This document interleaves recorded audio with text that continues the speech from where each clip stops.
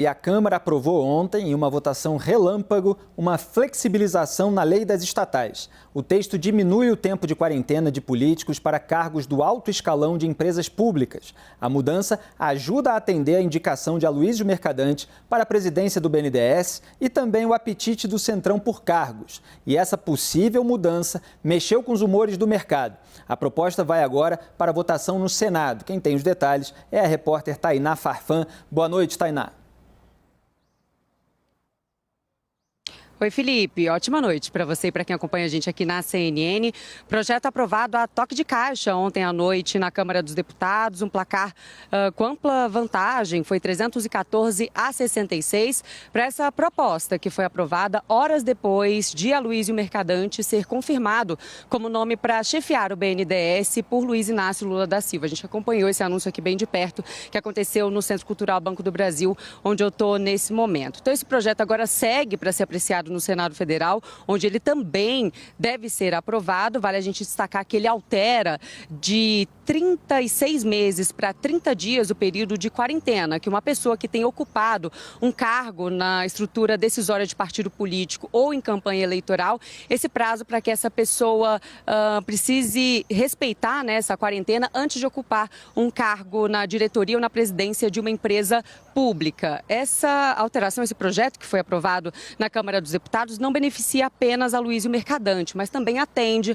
aos interesses do Centrão, que tem nesse momento em mãos a proposta de emenda à Constituição que está aguardando aí, né? Está em discussão para ser aprovada lá na Câmara dos Deputados. Tudo tende que ela seja apreciada ainda essa semana lá na Câmara dos Deputados. Bom, no Senado esse projeto deve ser apreciado também a toque de caixa. A expectativa é que ele entre na pauta amanhã. Vale a gente destacar que essas propostas devem ser apreciadas ainda essa semana, até porque semana que vem está previsto aquele recesso parlamentar que a gente já sabe que o Congresso deve funcionar então até o dia 16 de dezembro. Aloysio Mercadante chegou a divulgar uma nota e ele afirmou o seguinte nessa nota, que ele não faz parte de estrutura decisória do PT, que não exerceu nenhuma função remunerada durante a campanha e que colaborou apenas com a elaboração do programa de governo, que não está estabelecido, previsto na lei das estatais. Volto com você no estúdio, Felipe.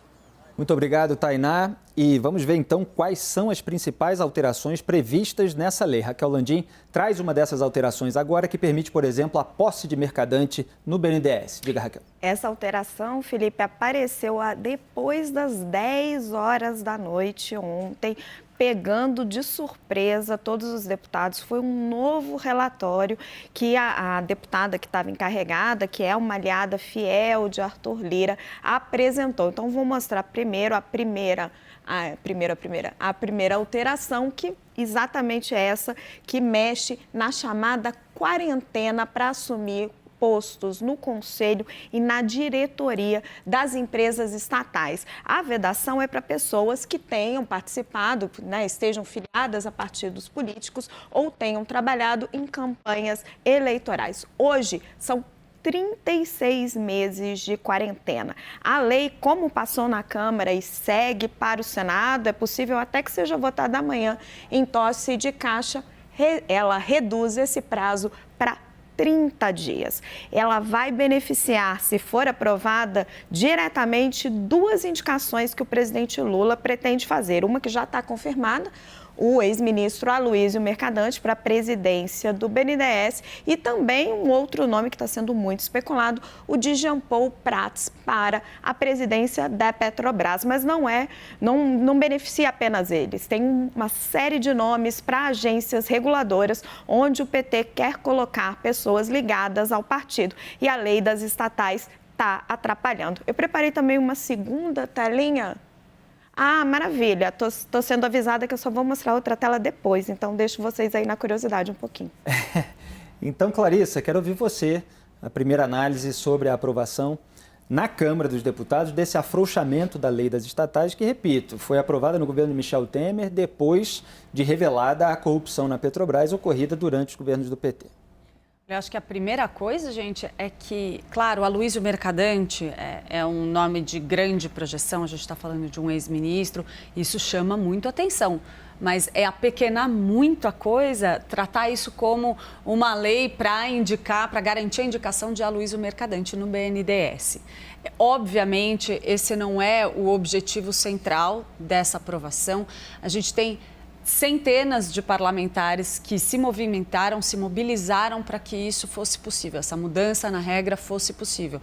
Por quê? Porque tem um mar de gente no Congresso Nacional e na política brasileira como um todo, ansiosa para que o PT dê um jeito de repetir o que já foi feito lá atrás. A gente sabe que é um partido que governou com base em um aparelhamento muito forte do Estado brasileiro e tem muita gente interessada em repetir esse modelo agora. Não acho que a questão específica do ex-ministro Aloysio Mercadante tenha que ser colocada aí como o centro dessa discussão. A pergunta é se o modelo vai ser reproduzido, porque há uma pressão grande para que isso aconteça, inclusive de parlamentares ligados ao Centrão, até mesmo alguns ligados a partidos da base do presidente Jair Bolsonaro que votaram a favor dessa emenda que permitiu essa alteração nas regras. É muita gente que participou dessa negociação para a gente tratar isso como uma questão partidária. Agora, tem uma especulação que a gente ouve nos bastidores com bastante frequência a respeito de o porquê de Lula escolher Mercadante para o BNDES e insistir em Lula, em Mercadante no BNDES, com o histórico que a gente tem. Mercadante sempre quis ter um cargo de grande projeção na área econômica. Desde lá de trás, ele se movimentou em inúmeras ocasiões para isso, desde o primeiro governo Lula. Lula nunca deu corda para isso. Colocou ele em outras pastas, áreas que não necessariamente eram a ambição inicial dele. Ele foi parar na educação, foi parar na ciência e tecnologia. No governo Dilma Rousseff, ele teve um papel de quase todo poderoso. Ficou na poderosa Casa Civil, mas nos bastidores muita gente jogou na conta dele o impeachment de Dilma. Então ele saiu do governo Dilma mal das pernas dentro do PT. E agora passa a ser o centro dessa discussão.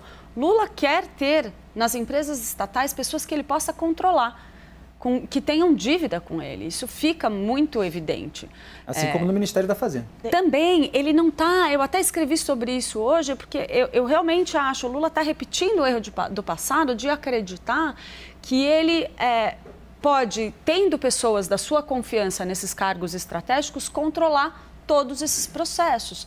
Não é uma questão tão simples e muitas outras pessoas vão se interessar em fazer parte desse mecanismo e o jogo aí o caldo pode entornar completamente, como já entornou antes. Né? Só trazer um bastidor rapidinho, Clarissa, sim, é apequenar a mudança, mas o Mercadante foi o estopim do processo. Né? Já havia um incômodo, estava se tentando burlar a lei para colocar algumas indicações, e aí veio o nome do Mercadante, era muito claro que não podia, e ele foi o estopim dessa mudança toda.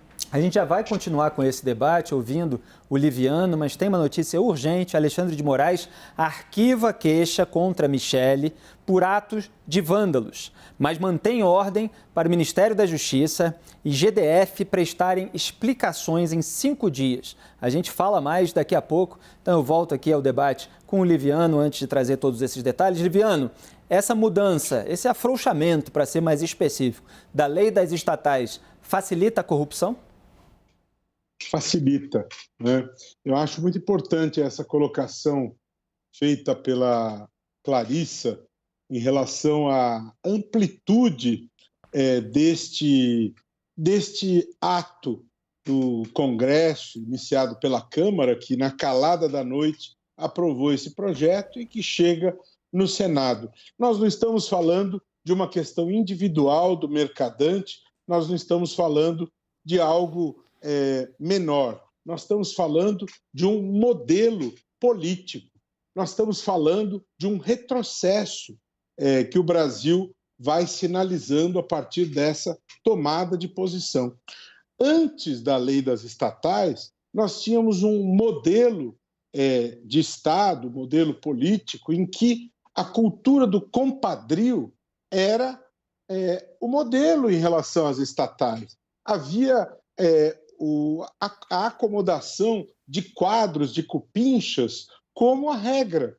a partir de todo aquele escândalo bilionário de corrupção na Petrobras, por quadros do PT, no governo Temer, foi aprovada a lei das estatais como forma de protegermos as empresas públicas, as sociedades de economia mista, desta bandalheira, né? De vacinar as empresas desta bandalheira, de protegermos as estatais dessa cultura do compadrio.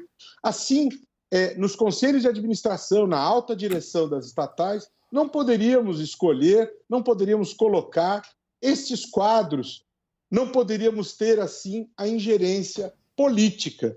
E essa lei é uma lei nova, 2016. Não é razoável que tenhamos essa mudança, essa guinada tão drástica na lei das estatais. Até porque o Brasil postula assento na OCDE. O Brasil quer fazer parte da OCDE e essa lei é muito importante para essas pretensões brasileiras.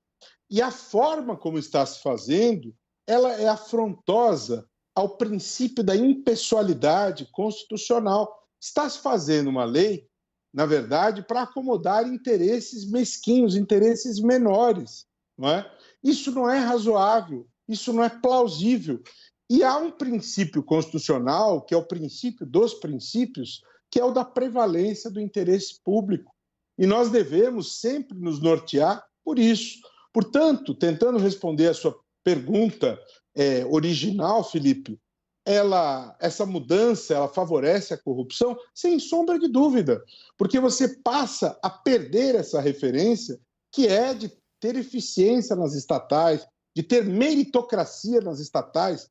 Você tem a quebra da impessoalidade, você passa a ter a captura das estatais por interesses menores, não é? Você quebra essa quarentena, que é também um instrumento para proteger as estatais. Isso não é plausível. E veja, uma votação na calada da noite, unindo situação e oposição, sem qualquer debate democrático, sem qualquer espaço para ouvir a sociedade civil, né, em altas horas da noite, e já com a notícia de que isso se encaminha para o Senado com o mesmo procedimento, em plena transição política, em plena semana de finais da Copa do Mundo, de boiada, no melhor estilo de boiada, nas palavras de um famoso ex-ministro do Meio Ambiente. Isso não é nada democrático, isso não é nada republicano, isso não é nada respeitoso ao interesse da sociedade. Isso não é bom, isso não é positivo. E como já se falou aqui, por que foi feita a lei das estatais? Para reverter um prejuízo bilionário na Petrobras causado por atos de corrupção em governos petistas. O próprio PT se prepara para retornar ao poder e já se prepara para esse tipo de conduta. Isso não é nada positivo, isso não é nada alvissareiro. Quando eu falei em pacificação do país, eu não estou propondo, eu não estou falando que Lula tem a missão de pacificar o país e que se deve esquecer a sua folha corrida. De maneira nenhuma. A sua folha corrida é algo vivo e presente. Lula, ele não foi absolvido, né? Até porque as acusações não foram enfrentadas no mérito, seus processos foram anulados, mas ele continua sendo acusado. São situações que, infelizmente, permanecem vivas, muito reais, e há essa situação que ele precisa enfrentar, que é um dado de realidade. Muito obrigado, Roberto e Liviano. Eu vou continuar o debate com Boris Casoy, mas agradeço a presença do Liviano, que nos atendeu e tem outro compromisso agora. Seja sempre bem-vindo. Boa noite. Um prazer sempre estar com vocês. Boa noite, muito obrigado. Boris, pegando esse gancho da corrupção do Liviano, que a gente estava tratando com o Liviano, evidentemente a corrupção não é dele, para coibir crimes e eventualmente até a ineficiência, existem dois tipos básicos de medidas, quer dizer, são as medidas preventivas e são as medidas punitivas, quer dizer, as preventivas para prevenir, para evitar que o crime aconteça, que a ineficiência aconteça. E me parece que a lei das estatais buscava evitar isso. E há as punitivas, que muitas vezes dependem de órgãos de fiscalização e controle, e a gente tem visto, na história recente do país, em diversos governos, como esses órgãos de fiscalização e controle ficam muitas vezes à mercê também de interesses políticos. Você tem órgãos como a Procuradoria-Geral da República, que tem uma lista tríplice da categoria para que o chefe ocupe o cargo, mas que é uma escolha do presidente. Você tem a Controladoria-Geral da União, que também é uma escolha política. Então, para as medidas punitivas, já existe muita suspeita de que vai haver independência, de que vai haver autonomia. Afrouxando-se as medidas preventivas, como é que fica a situação, Bode? Olha, a situação fica uma vergonha. O que aconteceu ontem é um fato vergonhoso para o país. É uma adaptação, aproveitando o momento do mercadante. Eu gostaria de ouvir a opinião do presidente Lula a esse respeito. É uma coisa importante, mexe com as estatais. As estatais são instrumentos, deveriam ser instrumentos importantes de governo. Eu sou contra a existência de praticamente todas as estatais. Acho que muitas estão aí absolutamente sem função na economia. Algumas necessárias, etc., etc., mas essa é uma outra discussão. Eu acho que a nomeação, as nomeações nos órgãos de controle deveriam ser modificadas. Isso deve ser rediscutido. Não é difícil, há várias opiniões. Agora, não pode o presidente da República continuar nomeando ministros do Supremo, PGR e tudo isso. E olha, eu queria avisar a Raquel, viu, Raquel? Você disse que a aprovação foi à noite a toque de caixa. Eu queria te prevenir para você tomar cuidado com esse toque de caixa, porque você pode ser mal interpretada. E aí alguém vem para cima te processando. Toque de caixa devagar, hein? É isso, Felipe. Muito obrigado, Boris Casoy. E agora falo com Jean Willis, escritor e ex-deputado federal. Boa noite, obrigado por participar do Arena. E já faço a pergunta sobre essa mudança na lei das estatais, como é que o senhor avalia? Bom, em primeiro lugar, boa noite. Obrigado pelo convite para participar dessa roda de comentários. Quero deixar claro que eu não estou aqui falando em nome do Partido dos Trabalhadores, embora eu seja afiliado ao Partido dos Trabalhadores. E não conheço, não acompanhei muito quais foram as alterações na lei das estatais, mas quero fazer um comentário sobre a fala do Leviano, que falou antes de mim. Foram faladas bastante levianas o uso dos termos cupincha, o uso do termo folha corrida para se referir ao presidente. Liviano, o nome dele. Desculpa, Luviano. Não, só frisando, o sobrenome dele é Liviano. Liviano, tá. Liviano foi bastante leviano nas suas considerações sobre o presidente eleito Lula, ao tratá-lo, dizer que ele tem uma folha corrida e tratar como cupincha e dizer que o Partido dos Trabalhadores aparelhou o Estado brasileiro. Isso é mais que opinião, eu diria que é quase difamação. O que eu quero ressaltar aqui é que Lula foi eleito e precisa governar. E vivemos numa república, numa tripartição de poderes. O Lula não vai governar sozinho, o executivo não pode fazer nada se não construir uma base a partir da qual governar. E o Congresso que a gente tem não foi eleito pelo presidente Lula, o Congresso que a gente tem foi eleito pelo povo brasileiro. Se o Congresso brasileiro, seja esse que está aí, seja o que vai substituir, não consegue agir de maneira republicana ou atua em favor das oligarquias locais, dos seus currais eleitorais, o problema não é do presidente Lula, mas em algum momento o presidente Lula tem que conversar com essas pessoas, porque para isso serve a política. E para isso serve a política democrática no lugar das ditaduras, por exemplo, das autocracias. É justamente que os poderes conversem entre si, cumpram os seus papéis. Então o presidente Lula vai ter que conversar com esse Congresso, vai ter que construir uma maioria para governar, do contrário não haverá governo e quem sairá prejudicado é o povo brasileiro. Acho curioso dizer que a Petrobras teve problemas de corrupção no governo Lula. Não, a Petrobras tem problema de corrupção há muito tempo e anterior ao governo Lula. E essa relação incestuosa, ou que a gente pode dizer problemática, entre o Congresso Nacional e o Poder Executivo nesse presidencialismo de coalizão é um problema que já se apresentava antes do PT chegar ao poder. Fernando Henrique Cardoso, por exemplo, conseguiu a reeleição graças a esse expediente que a imprensa gosta de chamar de compra dos deputados, mas eu diria que é a negociação que se estabelece entre um Congresso que, digamos, se põe à venda, seja qual for a expressão dessa venda, e o Poder Executivo.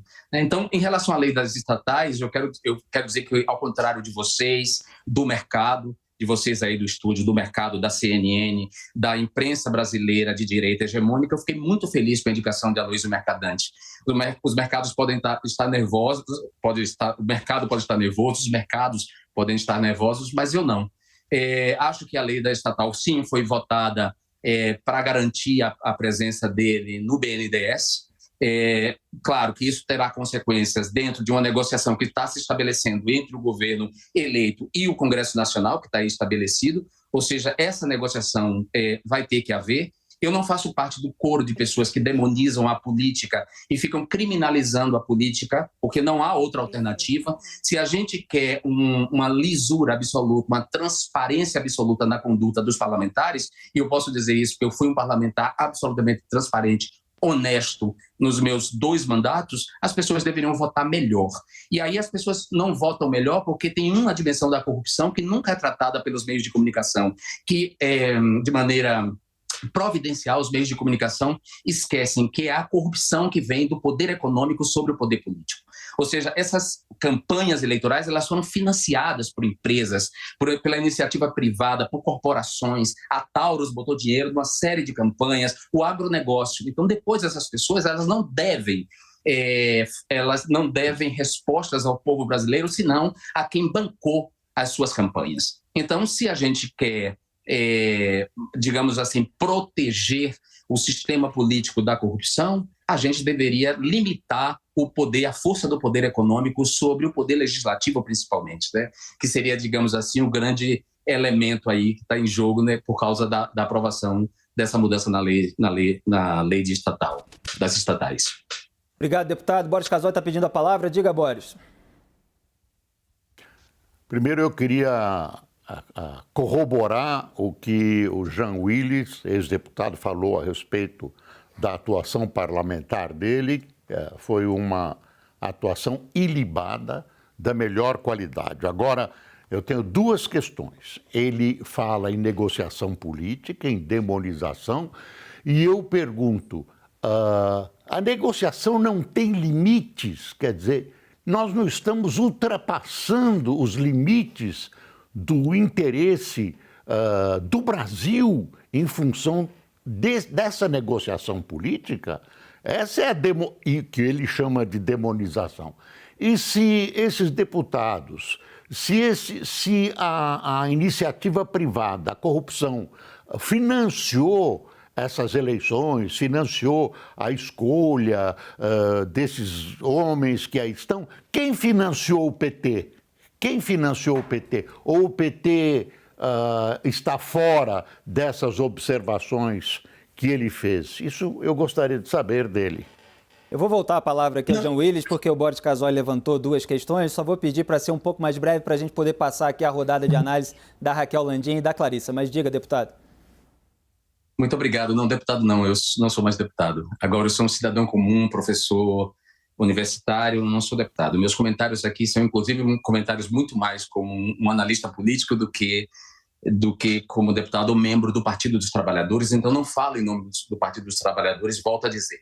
Não, o PT não está livre, o PT também é financiado pela iniciativa privada, mas se a gente comparar, por exemplo, quanto o poder econômico, quanto a iniciativa privada colocou de grana na campanha de Bolsonaro em comparação à campanha de Lula, a gente vai ver aí uma distorção, uma desproporção absurda, né? E olha que a campanha do PT, além de não contar com um financiamento muito grande, ainda enfrentou o abuso do poder econômico por parte do governo Bolsonaro e toda a campanha de difamação e de fake news que foi implementada, além da violência política. Não, Boris, o PT não está livre disso, não. E o PT, como um partido, é feito de pessoas.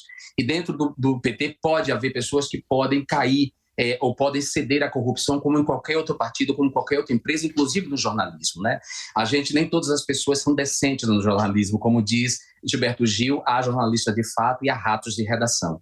Então a gente não pode julgar as pessoas, a gente não pode julgar o coletivo por causa de indivíduos. O PT, pessoas do PT podem ter cometido erro, mas olha, pessoas de outro partido, de partidos de direita, esses partidos de direita são chamados de centrão, estão envolvidos em escândalos de corrupção muito maior.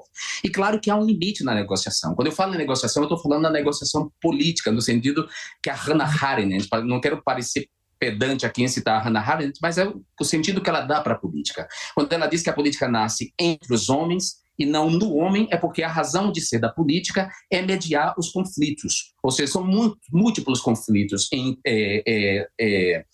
muitos interesses em conflito. Ou seja, nós somos um país complexo, um país continental, um país com uma desigualdade enorme, um país em que o poder econômico tem uma incidência muito grande no poder político. Nós somos um país em que existe ainda currais eleitorais, ou seja, esse país elege uma Câmara de Deputados que leva para ali os seus interesses, os interesses pessoais, e alguns dos deputados levam interesses coletivos, principalmente os deputados que representam, por exemplo, minorias ou representam grupos, organizações da sociedade civil, e esses conflitos estão todos esses interesses estão todos em conflitos, e o presidente da República tem que lidar com isso. Então a negociação, quando eu falo negociação, é essa negociação. A corrupção está fora disso. A corrupção tem que ser punida. Por exemplo, agora, aqui, a Europa está vivendo o escândalo do Qatar Gate, por exemplo.